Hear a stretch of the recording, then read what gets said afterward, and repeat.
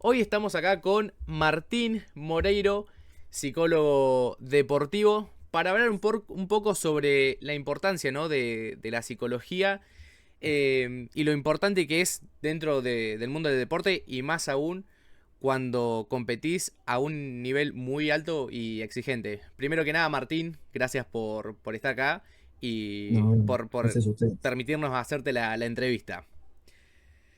Bien, vamos a arrancar ya con la primera pregunta, que vendría a ser qué cambios o desafíos psicológicos suele atravesar una persona con discapacidad cuando decide dedicarse al deporte de alto rendimiento.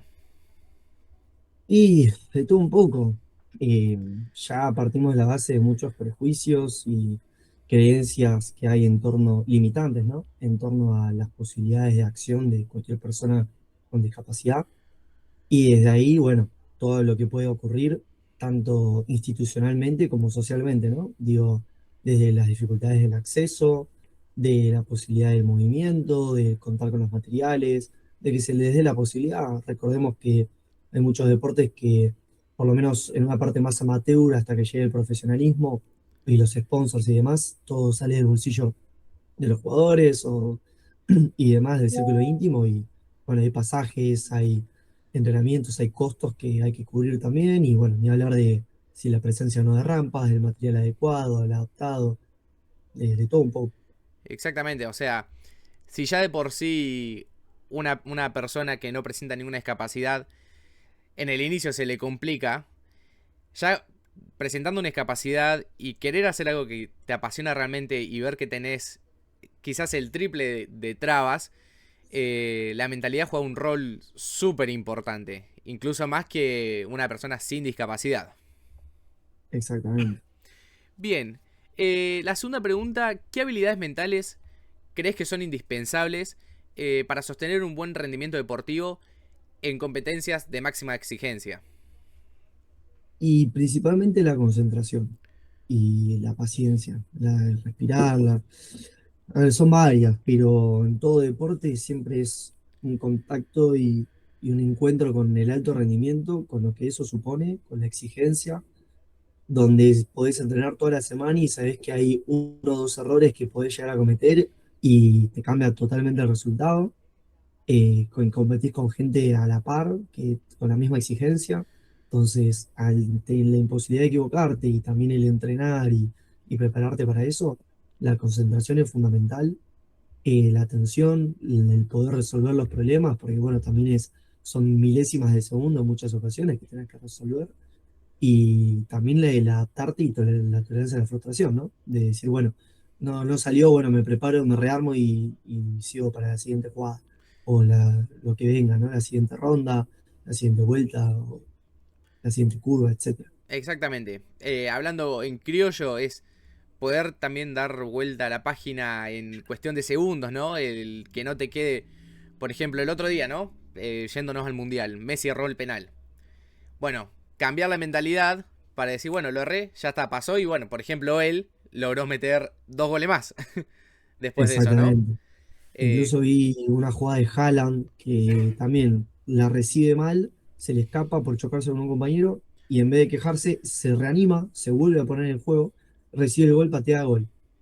Entonces exactamente. te da la pauta de, bueno, nada, seguir concentrado en el juego a pesar del error y, bueno, seguir estando atento ahí a lo que pide la jugada o la situación y poder seguir en juego, digamos. Exactamente. Y también poder estar, por así decirlo, presente en el momento, ¿no? Porque si bien, a ver, uno lo habla, ¿no? Yo en mi vida pisé una cancha de fútbol, sí fui como hincha, pero no, no estuve dentro como jugador.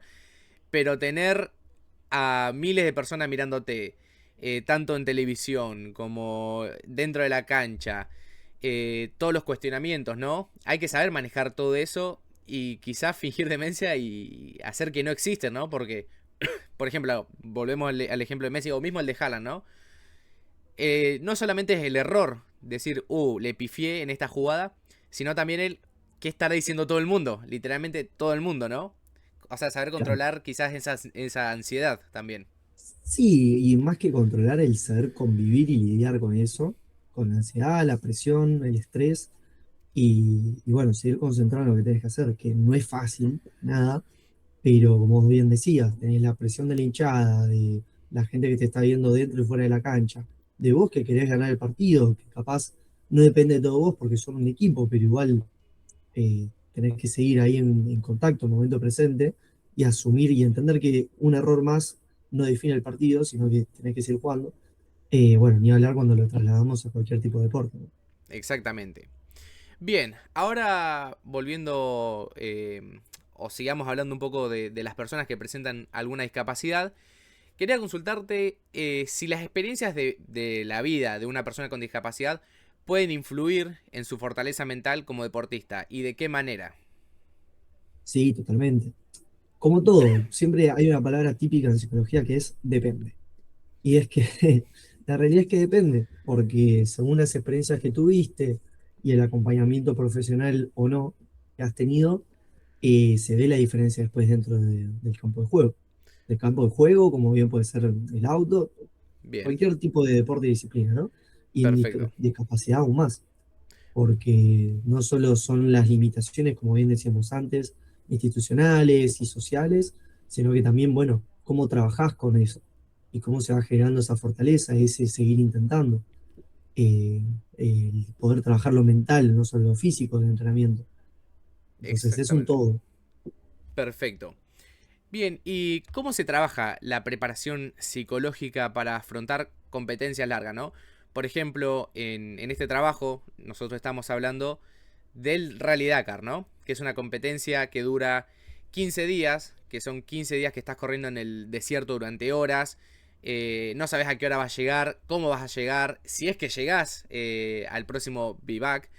Entonces, ¿cómo es toda esa preparación psicológica, ¿no? Justamente para las competencias largas, con mucho cansancio, con todo el estrés que conlleva, por ejemplo, una etapa al Rally Dakar, y la presión, ¿no? Sí, la verdad que como cualquier deporte, y más acá, que son justamente tiempos muy acotados e intensos, es mucha preparación previa, demasiada. No solo a nivel físico del entrenamiento, sino también mental, como bien decías, eh, donde, de nuevo, no es un trabajo que lográs un mes antes. Es un Claro, trabajo que lográs con tiempo, con meses de anticipación, de hacer una prueba y ver cuáles son los errores comunes o en qué suele estar más flojo para poder reforzarlo, también en lo positivo para seguir reforzándolo, pero nada, en todo sentido, desde la tolerancia a la frustración, del manejo del estrés, la ansiedad, de los tiempos, la respiración, la concentración. Hay múltiples factores que uno va teniendo en cuenta y bueno, va a ir trabajando de distintas maneras, con distintas herramientas, para poder llegar lo mejor preparado a ese momento y que se reduzca un poco ese margen de error, que va a seguir estando, sí, pero sí, que se reduzca lo menor posible. perfecto. Sí, en el momento que aparezca el error, ten las herramientas justamente para no volverte loco, ¿no? Eh, Claro, herramientas previo y post. Previo, perfecto, durante y post. perfecto. Y ahora que esta pregunta también va de la mano con esto que venimos hablando, ¿no? ¿Cómo se aprende o cómo aprende uno a convivir con el miedo, a equivocarte o por ejemplo a sufrir una lesión, ¿no? Sin que te afecte el rendimiento. Por ejemplo, en el Dakar, vos, no sé, por ponerte un ejemplo, ¿no? Un piloto de moto va manejando, se puede equivocar leyendo el GPS y hace otra ruta.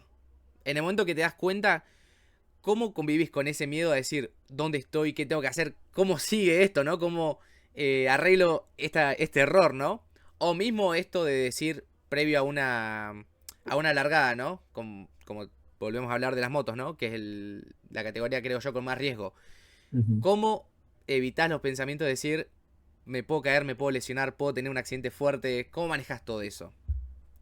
Y mira, me puedo poner teórico o volverlo resumido, pero sí, como decíamos antes, son meses de preparación donde según el libro que lea el psicólogo deportivo va a ser el enfoque que va a llevar a cabo, Bien, pero el que suele predominar es el enfoque en la conducta y cuando tenés en cuenta eso, desde un marco más TCC, cognitivo-conductual, se pone mucho énfasis en lo que ocurre inmediatamente antes, durante y después de determinada conducta.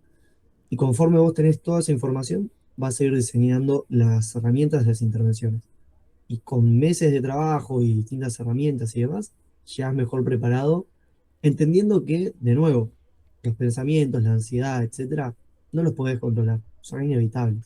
Lo que sí puedes controlar es cómo reaccionas ante los mismos, cómo tenés esa capacidad para recuperarte y seguir en juego, Claro, cómo tenés esa posibilidad de gestionar la ansiedad, no controlarla, gestionarla.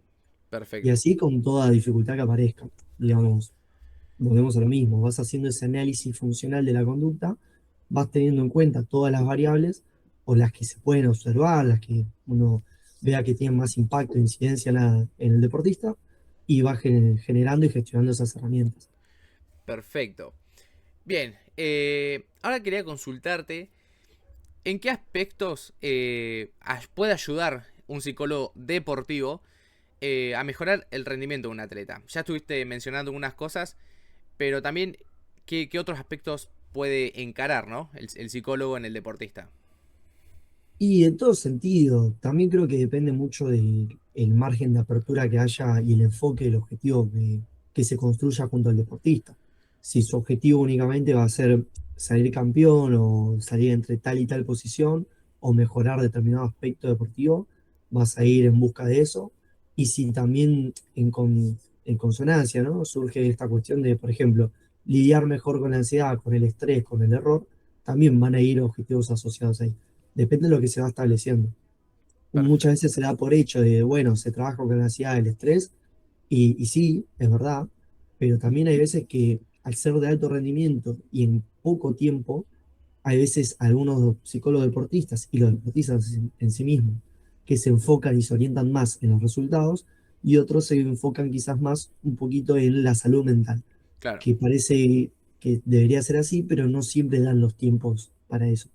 Entonces, la realidad, lo ideal es que un buen entrenamiento con tiempo y con disciplina se vaya pudiendo gestionar esas herramientas, como decíamos antes, temas de manejo de ansiedad, del estrés, los errores, esa tolerancia a la frustración, eh, el manejo de expectativas, la resolución de problemas. bien, perfecto.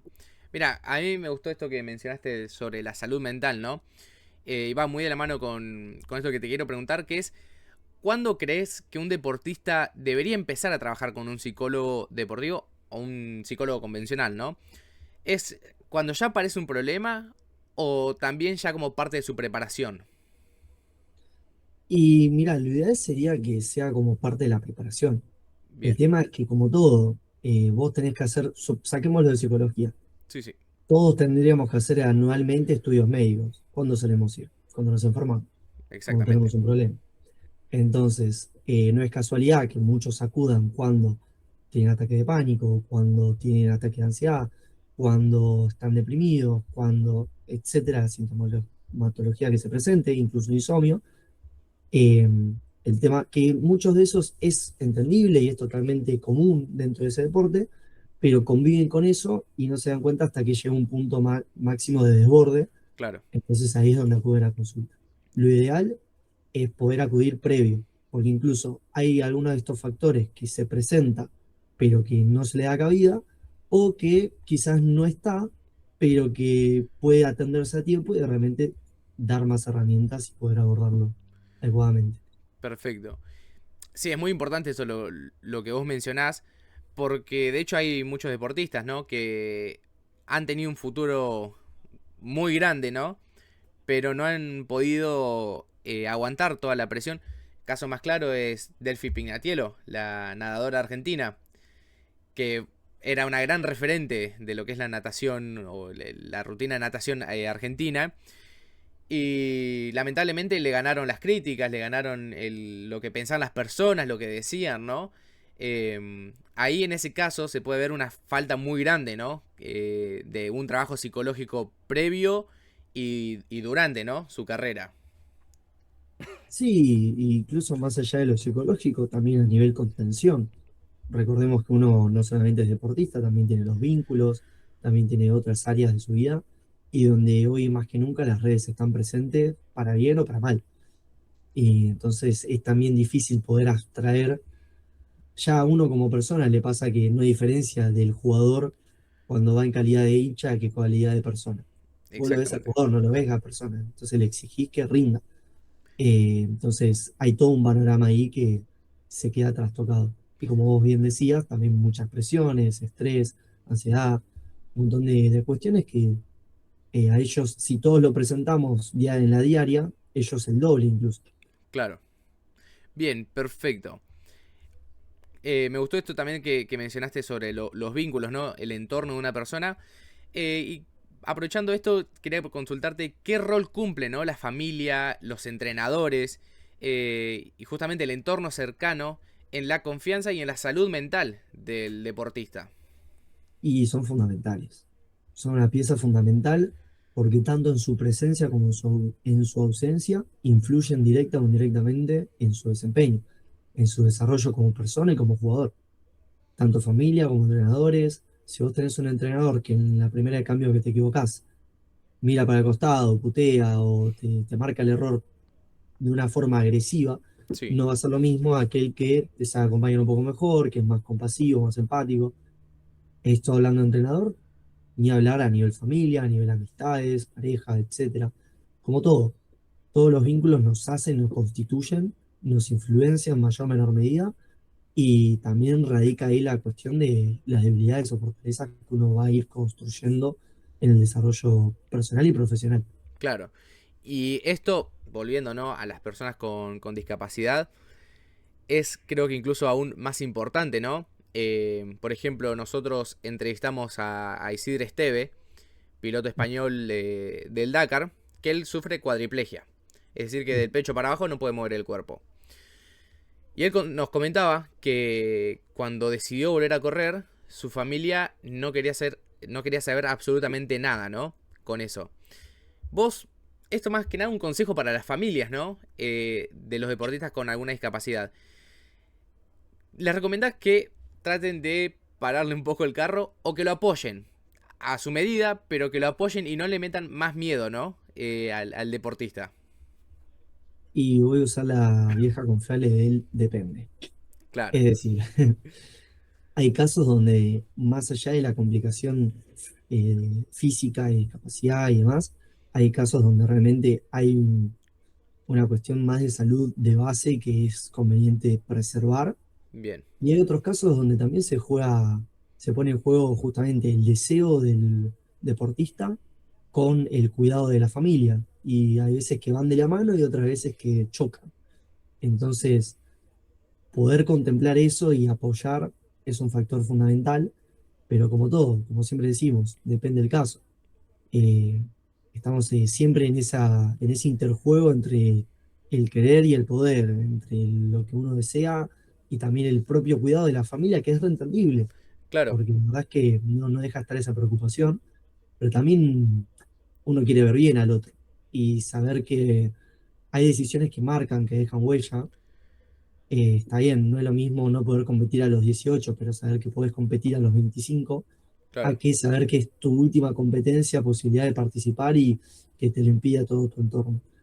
Y son cuestiones, decisiones que no son fáciles y son difíciles de digerir muchas veces. Entonces, en la medida que se puedan poner de acuerdo, conversarlo ante todo y respetar el deseo, la voluntad del deportista, genial.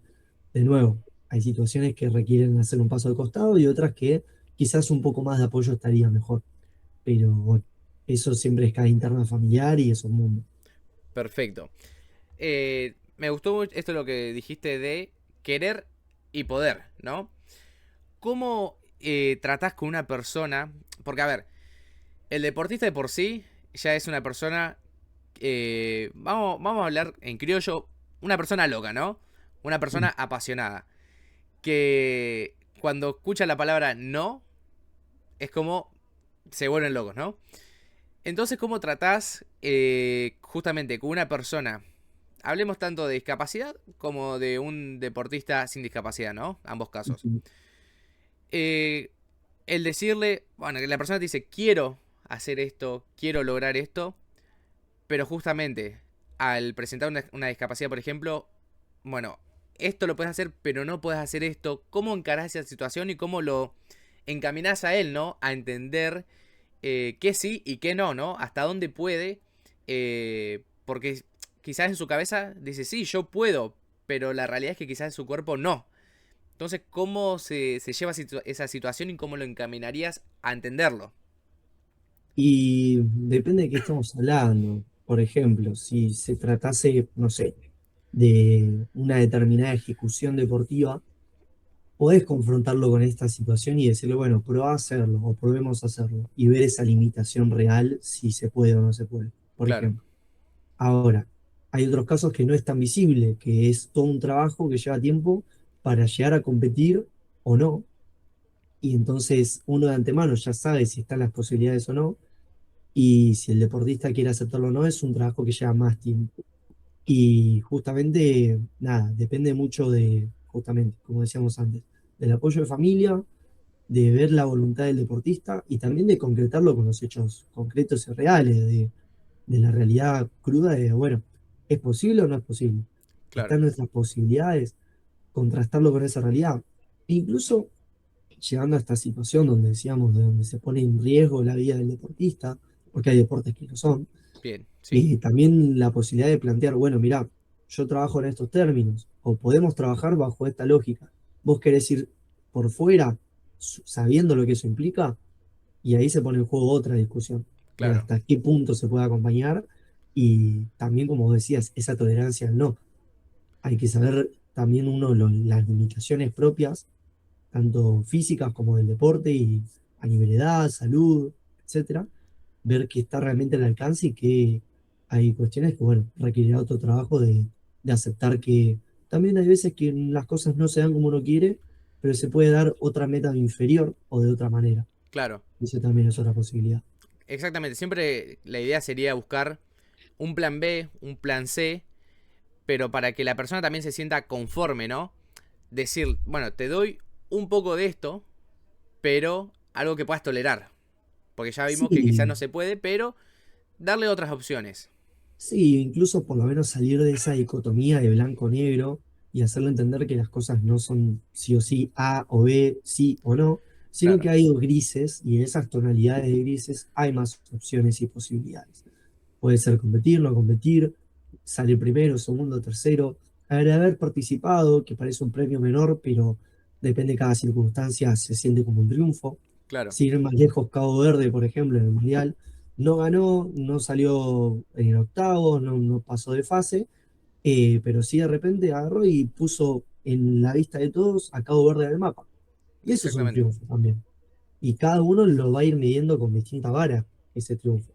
Y va a ir adaptando y adecuando sus expectativas a las circunstancias. Claro. Es que sí, es todo, digamos, por así decirlo, un efecto dominó, ¿no? Porque donde tocas algo ya empiezan a caer todas las fichas, ya sean positivas o negativas, ¿no? Te juro que podría estar hablando de este tema 10 horas porque es súper interesante, ¿no? Ver cómo funciona la cabeza, primero de una persona y segundo de una persona que es deportista. Porque como te dije hoy, el deportista de por sí es loco, es alguien apasionado, lo vuelvo a repetir. Entonces es muy bueno el análisis, ¿no? De cómo funcionan esas mentalidades. Bien, Sí, sí, sí, hay mucha rigidez y mucha estructura muchas veces. No, uno no llega al alto rendimiento de la noche a la mañana. Hay mucha disciplina, muchos años de sacrificio. eh, Nada, en todo deportista, tanto con como sin discapacidad, claro, ya sea con o sin apoyo, con preparación psicológica previa o no. Entonces, cada uno toca aportar su grano de arena para lograr que ese deportista pueda tener un desempeño óptimo y después pasaremos a definir qué es ese desempeño óptimo, qué metas alcanzar, de qué manera, qué claro, herramientas y de qué forma trabajar y exactamente. demás. Claro, como lo mencionabas vos, ¿qué podemos alcanzar? La copa, por así decirlo, ganar el Dakar, ¿no? Volvemos al tema Dakar. Mm, O el haber participado. Que terminar un Dakar, yo ya he tenido la suerte de hablar con pilotos y todos mm, coinciden lo mismo. Ya el terminar el Dakar, terminar las 15 etapas, los 15 días, ya es el mayor logro que puedes tener. Más allá de ganarlo o no. ah, Entonces, está bueno esto de vos decir, plantear qué objetivos se pueden. Bien, totalmente. ahora, volviendo, ¿no? Enfocándonos en las personas con discapacidad, ¿cuáles son los prejuicios más frecuentes que todavía existen sobre justamente las personas con alguna discapacidad dentro del mundo del deporte? Y como todo depende en cada ámbito, pero la realidad es que siendo discapacidad hay mucha limitación, mucha infantilización, el pobrecito, uy, mirá, mirá hasta dónde llegó, no sé si va a poder, pero bueno, es un montón. Y no deja de ser una persona más, como todos, que sí, obviamente tendrá limitaciones más obvias o menos obvias, que tengan más movilidad o menos movilidad, más o menos imposibilidad, pero que no deja de ser un deportista de alto rendimiento que está ahí como todos y que una vez que se quitan esos prejuicios, nada, no deja de ser alguien que está buscando su sueño. Claro. Digo, no quiero sonar muy Cris Morena y demás, ¿no? Pero a fin de cuentas es alguien que está persiguiendo su sueño, independientemente de la condición que tiene, y que muchas veces ya la limitación parte de uno mismo, ni hablar de ese entorno o sociedad que nunca se cansa de opinar, juzgar o bueno, omitir opinión. Exactamente. Que de hecho esto hasta le puede ser contraproducente, ¿no? A las personas con discapacidad. Les puede jugar muy en contra el hecho de que los traten como nenes, ¿no? Ahí puedes estar incluso abriendo una herida mucho más grande de la que ya hay. Por algo que parece tan... algo tan inocente, ¿no? Porque uno quizás no lo hace de maldad, pero es... Yo siento que hoy en día la gente todavía no está acostumbrada o preparada, ¿no? Eh, Como para poder relacionarte con una persona con discapacidad, ¿no? En el sentido de que lo primero que hacen es lo que vos mencionaste, hablarles como nenes. Sí, sí, incluso te digo, yo he trabajado y sigo trabajando en discapacidad, y la verdad es que lo observo hasta en los mismos compañeros de trabajo. Y Claro, no por una cuestión de vulnerabilidad, de infantilizar, sino más bien del cuidado, desde el preocuparte por el otro y decir, ay, mirá, lo cosita, no sé qué. Y va con el cariño del mundo, pero claro, también uno sigue fomentando esa infantilización de una u otra manera. exactamente, quizás, Y, sí, no, no, y siempre ligado desde el cuidado o desde el cariño, pero también hay una mirada implícita de, uy, pobre.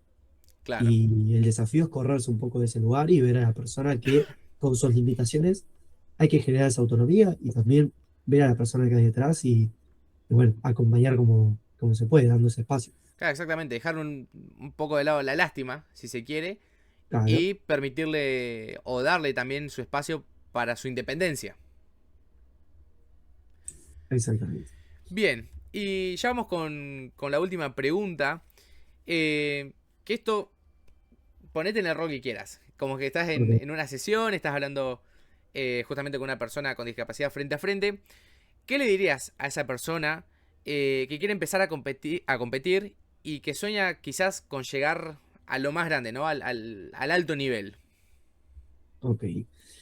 Uf, en principio le diría que más allá de lo que desea alcanzar, que esté o no a nuestro alcance, vamos a hacer lo posible por justamente acompañarlo de la mejor manera posible y en pos de lo que él desee y también cuidando, preservando su salud.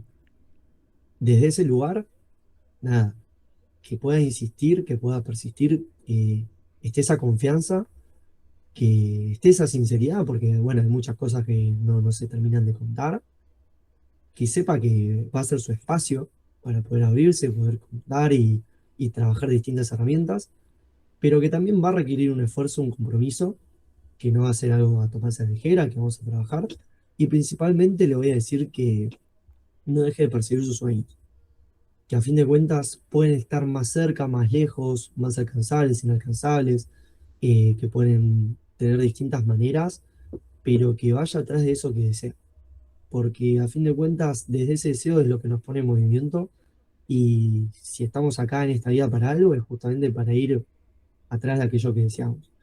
Después, de nuevo, pueden haber un montón de adversidades, de dificultades, vamos a ir buscándole la vuelta. Y si no se puede, bueno, iremos trabajando en aceptar esa dificultad y ver de qué otra manera podemos alcanzar eso. Pero que vaya atrás de aquello que le permita vivir esa vida que quiere vivir. Perfecto, me encantó. Ese final creo que va a ir en todos lados. Bueno, Martín, muchas gracias por tu tiempo, por tus palabras. Siento que fue recontraproduktiva, como te dije hoy, estaría 10 horas hablando de este tema. porque si algo que me gusta, bueno, son los deportes. Y también Ujú. algo que me gusta mucho es la psicología, cómo funciona, viste, la mente de una persona. Entonces, nada, fue un placer escucharte, que nos hayas enseñado tanto, porque en media hora de entrevista, no sé si vos te diste cuenta, pero la cantidad de información y enseñanza que nos dejaste fue increíble. Hoy me puse en modo panadero teniendo facturas. Estuvo muy bueno, me Pero bueno, encantó. la Y verdad que lo mismo, me encantó, muy buena charla. perfecto, muchas gracias. Y también si querés aprovechar a dejar, no sé si tenés Instagram, redes donde la gente te pueda encontrar y pueda contactarse con vos, ¿no? Sí, obvio. Bueno, gracias por el espacio, por convocarme. Espero haber transmitido algunas certezas o información o algunas herramientas. Y nada, mis redes serían martinmoreiro.psi. Si querés te lo escribo acá en el chat o... Dale, perfecto. martinmorero.psi, el liceo Exactamente, de psicólogo, psicología, lo exact- que quieran. exactamente. Perfecto. Bien, entonces ahora con la edición después va a aparecer acá en pantalla. Así que De ahí una. lo vamos a estar poniendo al perfil. Y nada, agradecerte de vuelta, Martín. Fue un gusto tenerte acá. No, muchas gracias a vos. Ahí va.